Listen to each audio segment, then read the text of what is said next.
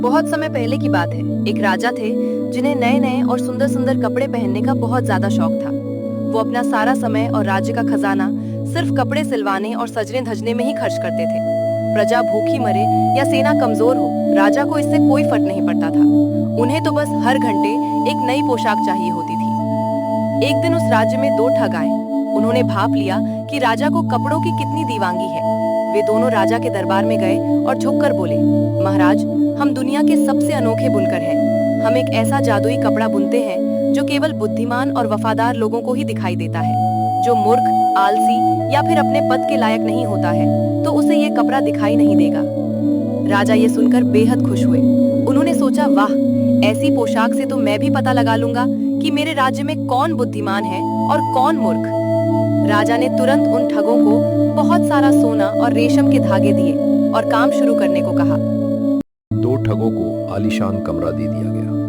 उन्होंने कमरे में दो खाली करघे लगा दिया और दिन रात कपड़ा बुनने का नाटक करने लगे। वे राजा से कीमती धागे और सोना मांगते और उन्हें कीमती झोलों में छुपा लेते। कुछ दिनों बाद राजा ने अपने सबसे पुराने और ईमानदार मंत्री को काम देखने भेजा। मंत्री ने जब कमरे में खाली करघा देखा तो उसे झटका लगा। उसे कुछ दिखाई नहीं दिया। उसने सोचा, हे भगवान, क्या मैं मूर्ख हूँ? अगर मैंने सच कहा तो राजा मुझे नौकरी से निकाल देंगे। तभी ठगों ने हवा में हाथ लहराते हुए कहा, देखिए मंत्री जी, ये डिजाइन कितना अद्भुत है और इसका रंग कितना प्यारा है ना। मंत्री ने अपनी इज्जत बचाने के लिए झूठ बोल दिया। अरे वाह, अद्भुत, ऐसा सुंदर कपड़ा मैंने आज तक नहीं देखा। और उसने जाकर राजा से भी यही झूठ कह दिया। इसके बाद राजा ने एक और अधिकारी को भेजा। उसके साथ भी यही हुआ। उसे भी कुछ दिखाई नहीं दिया, लेकिन मूर्ख कहलाने के डर से उसने भी कपड़ों के तारीफों के पुल बांध दिए। आखिर पोशाक तैयार होने का दिन आ गया। ठग राजा के पास आए और बोले, महाराज, पोशाक तैयार है। यह कपड़ा हवा की तरह हल्का है। आपको लगेगा ही नहीं कि आपने कुछ पहना है।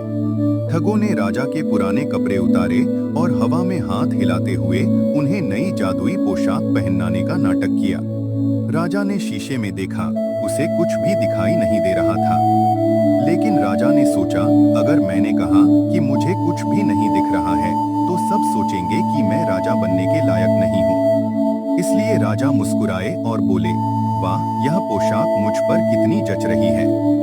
दरबार के सभी चापलूस दरबारी भी कहने लगे, अद्भुत महाराज, लाजवाब। उसी दिन राज्य में एक बड़ा जुलूस निकलना था। राजा बिना कपड़ों के रथ पर सवार होकर भ्रमण करने निकले। नगर के लोग भी उन ठगों की जादुई शर्त के बारे में जानते थे, इसलिए कोई भी अपनी मूर्खता साबित नहीं करना चाहता था।